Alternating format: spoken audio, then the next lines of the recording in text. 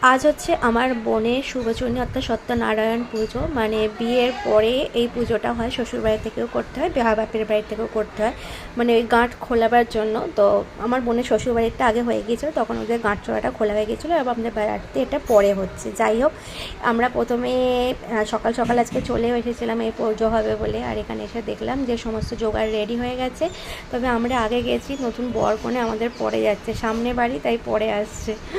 তাও আমি এই প্রকাশকে মানে আমার বোনের বরকে বলছিলাম যে তুই কেন ধুতি পাঞ্জাবি পরে এলি না। আমার বোন তো শাড়ি পরে এসেছে, মানে এটা ধুতি পাঞ্জাবি আর বিয়ের শাড়িটা পরেই করতে হয়। তো ও বললো ব্যাগেতে আছে। যাই হোক, তারপরে এখানে রান্না বান্নাও চলছিলো। আজকে যেহেতু ভাতের কোনো ব্যাপারই নেই, আজকে লুচি খেতে হয়, লুচি, বেগুন বাহার, আলুর দম আর পনিরের একটা কিছু হয়েছিল, চাটনি পাঁপড় মিষ্টি সবই ছিল। যাই হোক, তারপরে এখানে চলে এসেছিলেন যে ঠাকুরমশাই এসে কিছু জোগাড় করে নিলেন। আর এখানে আমি আর আমার মেয়ে দুজনে একটু পোজ দিয়ে ভিডিও করছিলাম। আর আমি আর আমার মেয়ে সকালবেলা চলে এসেছিলাম, আর সুয়ানদীপ আমার শাশুড়ি মাকে নিয়ে একটু পরেতে এসেছিলো।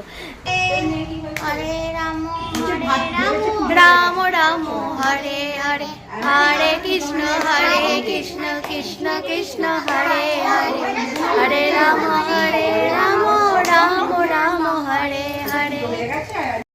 উলুর কম্পিটিশন চলছে, চলো মাসি মাসি আরেকবার কালো উঠবে, এখানটা কালো না কালো ওঠেনি।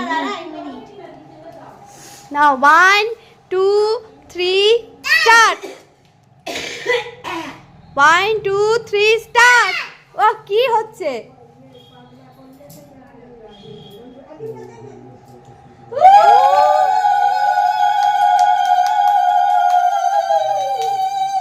মাসি থেমে গেছে আর মাম্পি হচ্ছে যাও।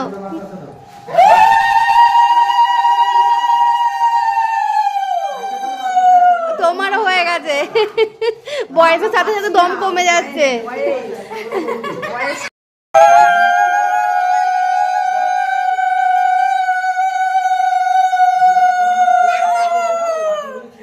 আমারও তো বয়স হয়ে যাচ্ছে। করো বাবা। তারপরে এখানে সত্যনারায়ণের জন্য সিন্নিও রেডি হয়ে গেছে, আর এই সিন্নি খেতে না আমার ভীষণ ভালো লাগে। আর এখানে দেখো, এখানে 25টা হাঁস এঁকে তার উপরে পান পাতা দিয়ে 1 টাকা করে সুপারি, 1 টাকা কলা এসব দিয়ে করতে হয় আর কি। যাই হোক, অনেক কিছু সত্যনারায়ণের আছে। আর এখানে বাউন ঠাকুর পুজোতে বসেও গিয়েছিলেন।